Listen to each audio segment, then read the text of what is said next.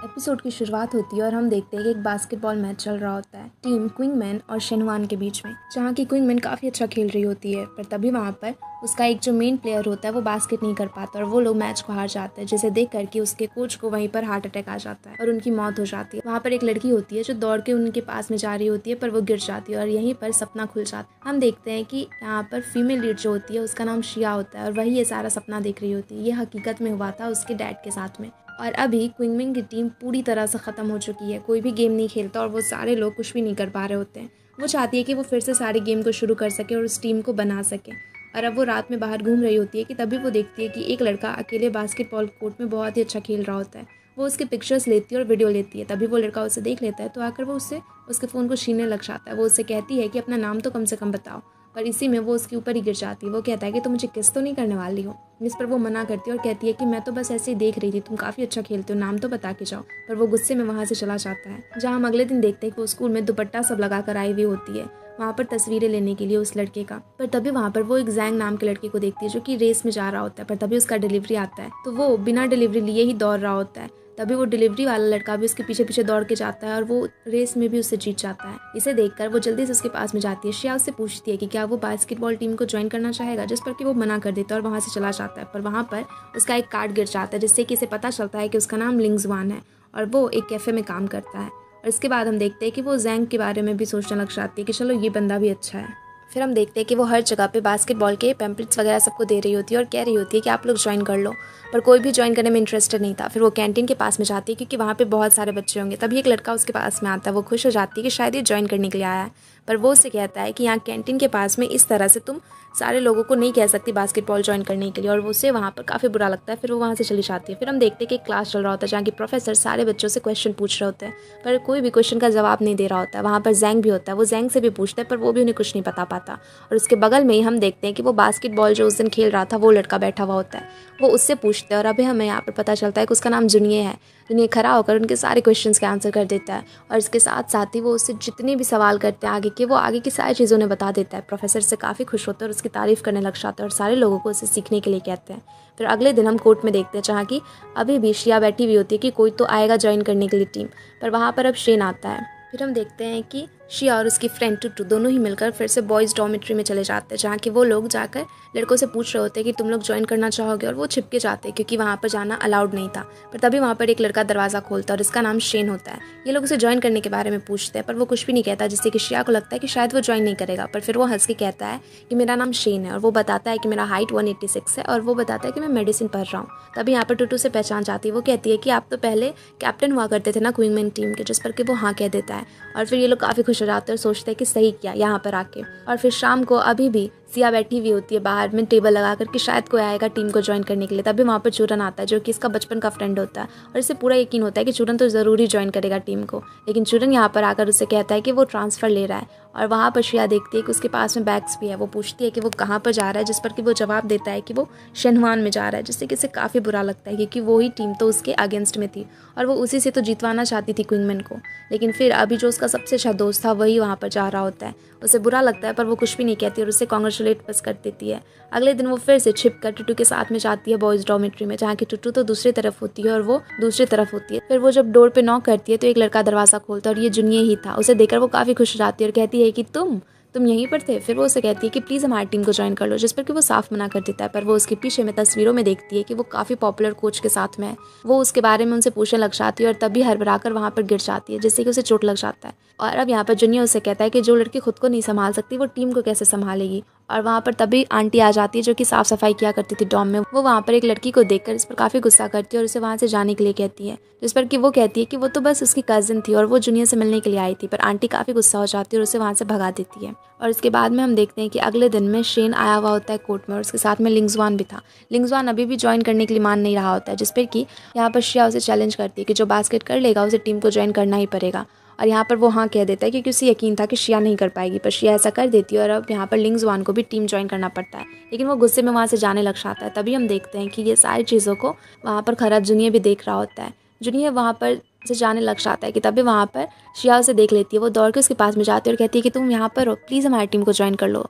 और कहती है कि उस रात मैंने देखा था तुम काफ़ी अच्छा खेलते हो, जिस पर कि उसकी फ्रेंड टुट्टू से पूछती है कि तुमने इसे देखा था उस दिन, जिस पर वो हाँ कहती है। तो वो बताती है कि अरे ये तो जुनिया है जिसके बारे में मैं तुम्हें बता रही थी। और यहाँ पर वो उसे बहुत ज़्यादा रिक्वेस्ट करती है कि तभी वहाँ पर चूरन आ जाता है, जिसे देख कर ये दोनों ही पूछते हैं कि वो यहाँ पर क्या कर रहा है। चूरन अब यहाँ पर जुनिया को चैलेंज करने लग जाता है। वो जानबूझ के शिया के सामने में बस इंप्रेशन जमाना चाहता था और जुनिया भी हाँ कर देता है।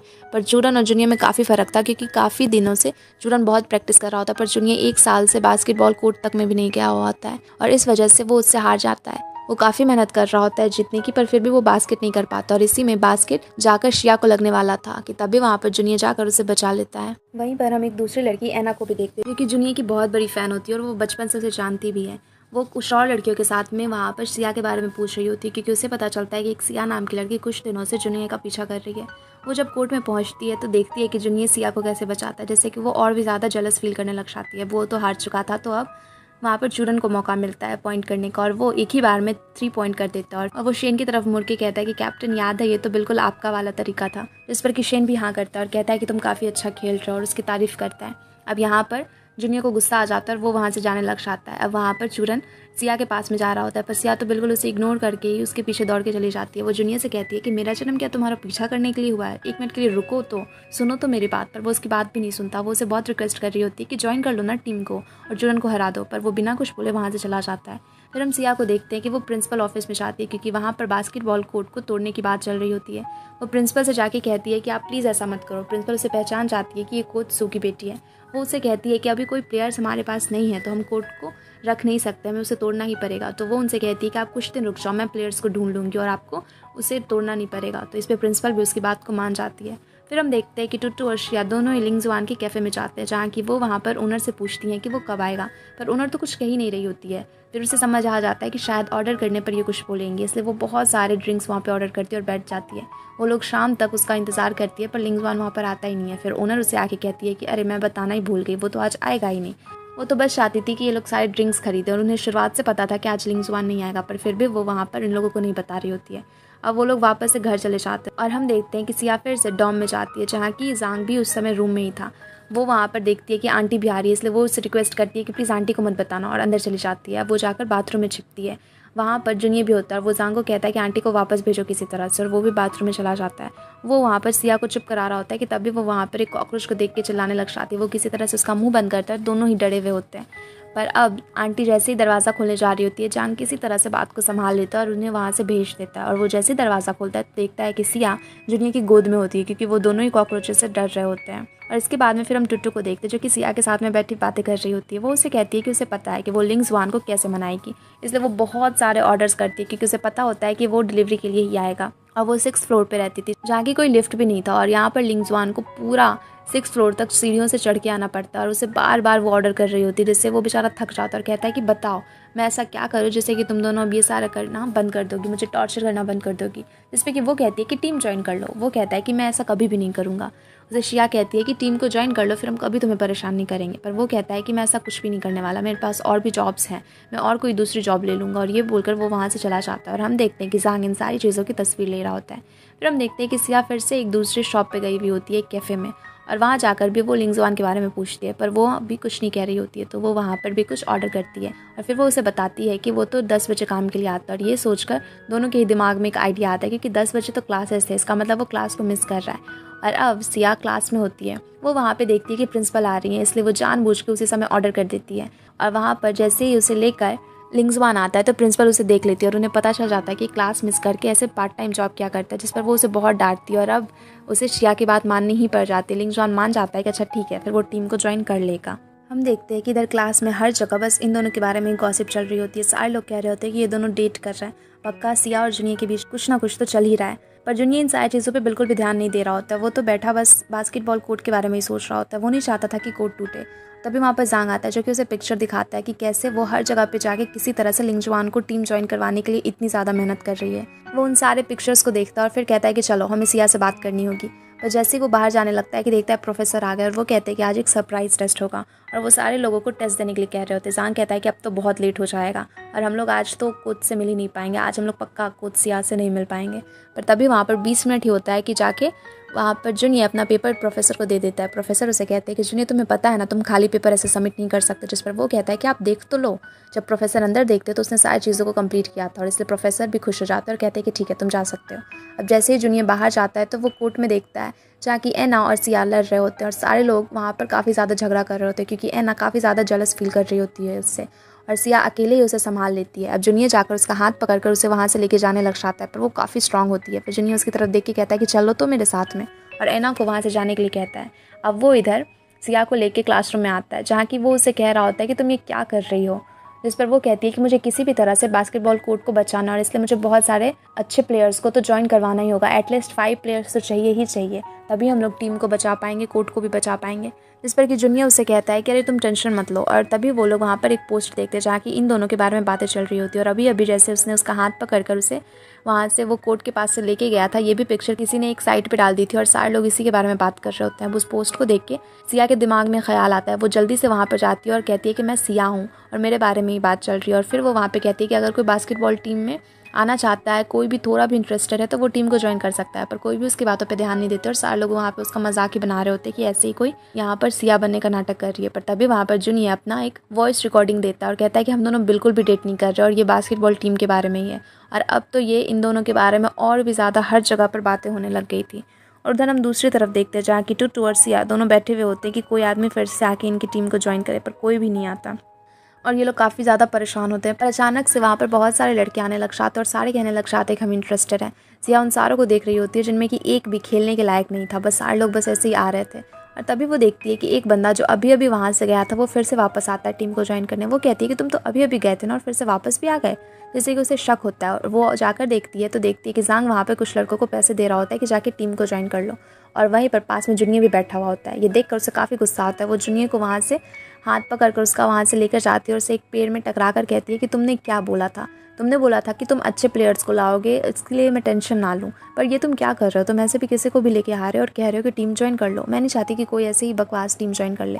और अभी यहाँ पर भी इनके पिक्चर को कोई पोस्ट कर देता है और एना इसे देखकर फिर से जल जाती है और सारी लड़कियाँ गुस्सा हो रही होती है कि ये सिया आखिरकार कर क्या रही है। तभी वहाँ पर जूनियर जांग से कहता है कि ठीक है तुम जाकर शेन, लिंगजुआन और तुम खुद और फिर फैंग को भी लेके आओ। जिस पर कि वो उसे कहती है कि फैंग कौन है, तो वो हंसने लग जाता है। जैंग कहता है कि तुम चिंता मत करो, वो बेवकूफ़ है और मैं जल्दी उसे लेकर आता हूँ। फिर हम देखते हैं कि सारे लोग एक साथ ही खड़े होते हैं कि तभी वहाँ पर एना फिर से आ जाती है और फिर से झगड़ा करने लग जाती है। वो कहती है कि सिया कोई कोच वोच नहीं है, वो तो एक परवेट है। और जितने भी लड़के आ रहे थे वो सारे की लोगों की बॉडी को चेक कर रही होती है और उनके थाइस को टच कर रही होती है और उसके बारे में गलत सलत बोलने लग जाती है। पर यहाँ पर जूनियर आकर उसे डिफेंड करता है और कहता है कि तुम्हें जब पता नहीं है तो तुम बोल क्यों रही हो। ये उस सारे लोगों की फ़िटनेस को चेक कर रही होती है और एक प्लेयर के लिए एक फ़िटनेस बहुत ही ज़्यादा इंपॉर्टेंट चीज़ है। और वहाँ पर वो चुप हो जाती है। तभी हम देखते हैं कि जांग अपने साथ में फैंग को लेकर आया था जो कि एक बहुत ही लंबा और मस्कुलर आदमी था। वो वहाँ पर एना को पसंद करता था, इसलिए एना को देखते वो बहुत ज़्यादा शाय होने लग जाता है और एना को यहाँ पर गुस्सा आने लग जाता है, इसलिए वो वहाँ से जाने लग जाती है। फिर हम देखते हैं कि जांग और फैंग ये सारे लोग कोर्ट में होते हैं जहाँ की एना भी होती है और बहुत सारी लड़कियाँ होती है जो कि वहाँ पर जूनियर के लिए आई भी होती है। अब वहाँ पर जांग और फैंग दोनों ही लोग बहुत ही अच्छे से गेम को खेलने लग जाते हैं और शो ऑफ करने लग जाते हैं लड़कियों के सामने में।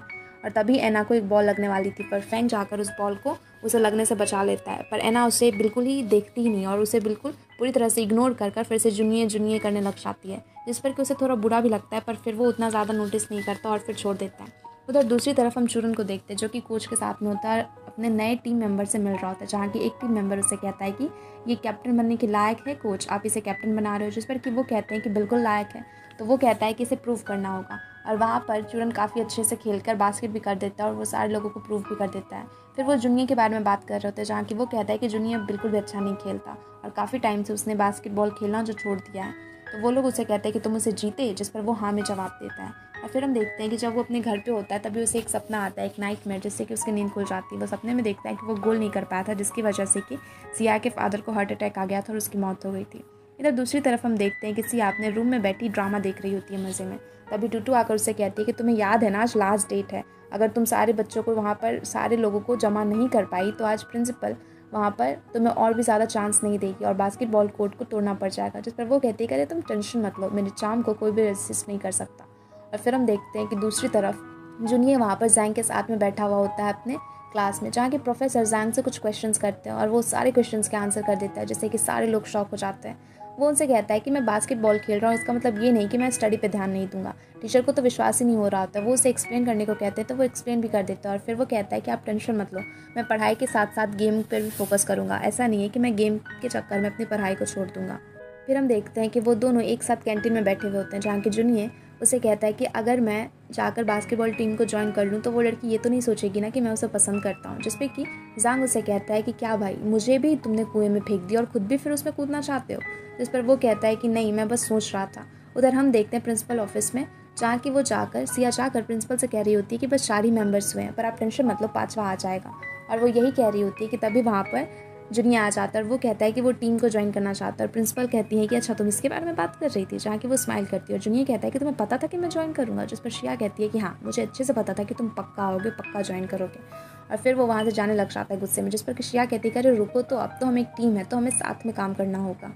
फिर हम देखते हैं कि सिया और टूटू दोनों एक जगह पे रेस्टोरेंट में बैठे हुए होते हैं और वो ग्रुप में मैसेज करते हैं कि सारे लोग आओ, आज हमारी टीम फॉर्म हुई तो हम लोग साथ में अच्छे से नाश्ता करेंगे और घूमे फिरेंगे। पर कोई भी वहाँ पर आता ही नहीं है। वहाँ पर सारे लोगों को मैसेज करने के बाद में सिया काफ़ी अच्छा सा एक स्पीच भी तैयार करती है और कहती है कि सारे लोग आएंगे तो मैं ऐसे ही स्पीच दूंगी। पर वो और टूटू बहुत देर तक वेट करते हैं पर कोई भी नहीं आता। फिर वो काफ़ी गुस्सा हो जाती है। सबसे पहले तो शेन को कॉल करती है, जहाँ की वो तो पढ़ाई में बिजी होता है, तो वो कहता है कि मैंने मैसेज देखा ही नहीं। फिर वो गुस्से में वहाँ पर लिंगजुआन को कॉल करती है, पर वो कहता है कि मेरे लिए तो पैसे इंपॉर्टेंट है, तुम्हारी ये फालतू की चीज़ों के लिए मैं नहीं आने वाला। और वो आता ही नहीं है। फिर वो फैंग को कॉल करती है, जो कि जैंग के साथ में होता है और वो लोग बाहर घूम रहे होते हैं। वहाँ पे काफ़ी शोर हो रहा होता है, इस वजह से उसकी आवाज़ वो अच्छे से सुन ही नहीं पा रही होती। फिर वो वहाँ पर जूनियर को भी कॉल करती है, पर जूनियर भी उसका फ़ोन नहीं उठा रहा होता है। और फिर वो देखती है कि वो वहाँ पे फिर से अकेले प्रैक्टिस कर रहा होता है। टुट्टू से कहती है कि तुम जाकर उससे बात कर रहे हो ना, वो ऐसे कैसे कर सकता है, तुम्हारे फ़ोन को भी नहीं उठा रहा। जहाँ की वो उसे कहती है कि नहीं, उसे प्रैक्टिस करने दो, उसे अकेला रहने दो। उसे उस समय शिया को अपने डैड की डायरी की एक बात याद आती है, जिसमें कि लिखा था कि शुरुआत में बहुत सारे ऐसे प्लेयर्स होते हैं जो बिल्कुल भी इंटरेस्टेड नहीं होते और पार्टिसिपेट करना ही नहीं चाहते। बाद में वो टीम के बहुत ही ज़्यादा इंपॉर्टेंट मेंबर बन जाते हैं और काफ़ी ज़्यादा इंटरेस्टेड भी हो जाते हैं। बस उन्हें समय की ज़रूरत होती है और यही सोचकर वो वहाँ पर उसे डिस्टर्ब करने के लिए नहीं जाती है। और अगले दिन हम देखते हैं कि सारे लोग कोर्ट में आते हैं प्रैक्टिस करने के लिए, जहाँ की कोई भी शिया की बातों को सुन ही नहीं रहा होता है। जांग और लिंगजुआन तो बस झगड़ा ही कर रहे होते हैं। तभी वहाँ पर एना आती है, तो फैंग जैंग से कहता है कि अच्छे से प्रैक्टिस करो, हमें बहुत ही अच्छे से प्रैक्टिस करनी होगी। और इन सारी चीज़ों को फिर अब जिया ऑब्जर्व कर रही होती है। जांग काफ़ी अच्छा होता है, वो काफ़ी फास्ट होता है और वो पॉइंट को अच्छे से गार्ड कर सकता है।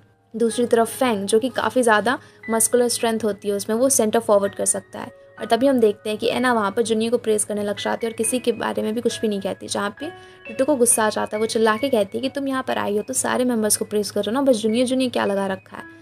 और फिर हम देखते हैं कि शेन जाता है, लेकिन वो अच्छा प्ले नहीं कर रहा होता है। जिसपे कि जूनियर उसे कहता है कि मैं यहाँ पर तुम्हारी वजह से आया था कैप्टन, पर तुम तो अच्छा खेल ही नहीं रहे हो। इस पर कि श्रेया को गुस्सा आ जाता है। वो कहती है कि टीम में हमेशा यूनिटी रहनी चाहिए, तुम अच्छा खेलते हो तो आओ, तो मैं भी ज़रा देखूँ तुम कितना अच्छा खेलते हो। पर इस पर वो कुछ भी नहीं कहता और वहाँ से चला जाता है। उसके जाते ही जांग भी चला जाता है। जूनियर जब जाते हैं तो एना भी चली जाती है और उसके पीछे पीछे फैंग भी। अब वहाँ पे बस शेन और लिंगजुआन बचे थे। लिंगजुआन कहता है कि जब कोई खेलना ही नहीं चाहता तो मैं भी जा रहा हूँ, मुझे पैसे कमाने हैं। और शेन अकेला क्या करता, वो भी वहाँ से चला जाता है। टुट्टू को काफ़ी गुस्सा आता है। वो कहती है कि सारे लोग कैसे हैं, इन्हें तो तुम्हारी बात सुननी चाहिए, पर कोई भी तुम्हारी बातों को सुन ही नहीं रहा है। जिस पर कि वो उसे कहती है कि अरे टुट्टू, तुम परेशान मत हो, आज पहला दिन है, कम से कम ये सारे लोग एक साथ आए मिल, वही बड़ी बात है। और टेंशन मत लो, मुझे पता है कि इन सारे लोगों को कैसे खेलने के लिए मनाना है। और फिर हम अगले दिन देखते हैं कि जहाँ की जुनियर फिर से चाहता है अकेले प्रैक्टिस करने के लिए, लेकिन इस बार वो देखता है कि वहाँ पर एक नया लॉक लगा हुआ था और ये लॉक किसी और ने नहीं बल्कि शिया ने लगाया था। वो उसे कहती है कि तुम अकेले क्यों खेल रहे हो, टीम के साथ में खेलना है। तो वो उससे की मांगने लग जाता है, पर वो देती नहीं और इसी में दोनों झगड़ा करने लग जाते हैं और की एक सिंक होल में गिर जाता है। अब वहाँ पर की गिर जाने की वजह से दोनों फिर से बहस करने लग जाते हैं और वहाँ पर जूनियर फिर से जाने लग जाता है। श्रेया उसके पीछे पीछे दौड़ रही होती है, उसे रोक रही होती है, करे तुम टेंशन मत लो ना, मैं नया वाला लॉक लगवा दूंगी और चाबी की टेंशन मत लो, मैं सब कुछ ठीक कर दूंगी। कि तभी वहाँ पर जूनियर एक लड़के से टकरा जाता है, पर वो ध्यान नहीं देता और आगे जाने लग जाता है। पर वो लड़का वहाँ पर उसे रोकता है। इसका नाम डिंग होता है, जो कि शेनहुआन का कैप्टन होता है, उनके रिजर्व टीम का कैप्टन। वो वहाँ पर उसे कहता है कि अरे मैंने सुना है कि यहाँ कोई गॉड है, लेकिन वो अच्छा बास्केटबॉल खेलता ही नहीं। और वहाँ पर वो उसकी बेइज्जती करने लग जाता है, पर जूनियर बिल्कुल भी ध्यान नहीं देता और जाने लग जाता है। पर तभी डिंग वहाँ पर पीछे जब श्रेया को देखता है तो वो उसका हाथ पकड़ कर कहता है कि ओह, ये तुम्हारी गर्लफ्रेंड है, ये मेरे साथ ज़्यादा अच्छी लगेगी। पर इस पर जूनियर को गुस्सा आ जाता है और वो उसे उठाकर वहाँ से पटक देता है। अब डिंग वहाँ पर उससे चैलेंज देता है कि 3 दिन में हम मैच करते हैं और देखते हैं कि कौन ज़्यादा अच्छा खेलता है। और यहाँ पर अब वो सारे लोगों के पास ऑप्शन में नहीं था, वो लोग हाँ कर देते हैं कि मैच खेलेंगे 3 दिन के बाद। और ये सारी न्यूज़ अब वायरल हो जाती है, पूरे स्कूल में, पूरे कॉलेज में फैल गई थी, सारे लोगों को इसके बारे में पता चल गया था। उधर हम देखते हैं कि लिंगजुआन को ढूंढते ढूंढते टुट्टू उसके रेस्टोरेंट में आई थी, पर वो तो बस छिप रहा होता है। वो बिल्कुल भी उसके सामने नहीं जाना चाहता था और उससे बात भी नहीं करना चाहता था। इधर हम चूरन को देखते हैं, जो कि कोच से बात कर रहा होता है और उन्हें बता रहा होता है कि 3 दिन के बाद रिजर्व टीम अब वहाँ पर क्विंगमैन के साथ में खेलने वाली है और वहाँ पर वो मन ही मन सोच रहा होता है कि सिया, मैंने तुम्हारे लिए एक चांस जीत लिया। तुम हमेशा से मेरी टीम के साथ खेलना चाहती थी, तो अब तुम खेल सकती हो। फिर हम देखते हैं कि डिंग को किसी ने रुपए देने के बारे में बात किया था। किसी ने उसे कहा था कि अगर तुम क्विंगमैन के साथ में हार जाते हो मैच, तो मैं तुम्हें बहुत सारे पैसे दूंगा। तो उस समय वो हाँ कर देता है और फिर वो अगली सुबह ही स्क्रीनशॉट को वहाँ पर पोस्ट कर देता है, जिससे कि सारे लोग काफ़ी ज़्यादा क्विंगमैन टीम के बारे में गलत सलत कह रहे होते हैं। सारे लोगों को लग रहा होता है कि पक्का शिया ने किया होगा, क्योंकि उसका टीम बिल्कुल भी जीत नहीं सकता। वो लोग अभी काफ़ी ज़्यादा कमज़ोर है और नए नए ही फॉर्म हुए हैं। पर वहाँ पर जैसे ही टुट्टू आती है, वो श्रिया को देख रही होती है, तो श्रिया उससे कहती है कि तुम्हें भी लगता है कि मैंने ही पोस्ट किया है। तो टुट्टू कहती है कि नहीं, ऐसी बात नहीं है। जिस पर श्रिया उससे कहती है कि अरे यकीन करो, मैंने ऐसा कुछ भी नहीं किया है। और फिर वो जब कोर्ट में जाती है तो सारे प्लेयर्स उसे ही देख रहे होते हैं, तो वो कहती है कि अरे यार, मैंने ये नहीं किया। तो तभी वहाँ पर लिंग्सवान कहता है कि हाँ, मुझे पता है कि तुमने ये बिल्कुल भी नहीं किया। तो हमें खाने के लिए बस 18 वॉन के छोटे से सिंपल से खाने को देती है, और तुम इतना ज़्यादा पैसा किसी को दोगी? जिस पर कि सारे लोग हंसने लग जाते हैं। फिर वो वहाँ पर जूनियर को देखती है, वो उसके पास में जाके कहती है कि मैंने ऐसा कुछ भी नहीं किया है और मैं तुम्हें ये प्रूव कर दूंगी, और उसके बाद तुम्हें मुझसे अपोलोजाइज़ करना होगा। जिस पर कि जूनियर उसकी बातों पे बिल्कुल भी ध्यान ही नहीं दे रहा होता है। फिर हम देखते हैं कि जूनियर एक जगह बैठा होता है और वो सोच रहा होता है कि वो श्रिया के साथ में घूमने के लिए जा रहा है, उसके साथ में बातें कर रहा है, और तभी वो उसे किस करने वाला होता है कि जैंग वहाँ पर उसके सपने को तोड़ देता है। वो कहता है कि तुम इतना स्माइल क्यों कर रहे हो भाई? जिस पे वो कहता है कि कुछ भी नहीं। तो जैंग उसे पूछने लगता है कि अरे बोलो बोलो, क्या सोच रहे थे, बताओ भी। जिस पर कि वो कहता है कि तुम अनस्पोकन लव के बारे में जानते हो? जिस पर कि जैंग हाँ करता है। वो कहता है कि हाँ, मेरे कज़न की गर्लफ्रेंड, मैं उसे पसंद करता था पर कभी कहीं नहीं पाया। जिस पर कि जूनियर गुस्से में उसे देखने लग जाता है कि कैसा बेवकूफ़ है ये। फिर वो उसे कहता है कि अरे यार, वैसा नहीं, मेरा मतलब कि जैसे तुम पहले पसंद नहीं करते थे पर अब उसे पसंद करने लग गए हो। जैंग इस पर उसे कहता है कि तुम पक्का यहाँ पर श्रिया के बारे में बात कर रहे हो? जिस पर कि वो मना करता है और कहता है कि बिल्कुल नहीं, मैं श्रिया को पसंद नहीं करता।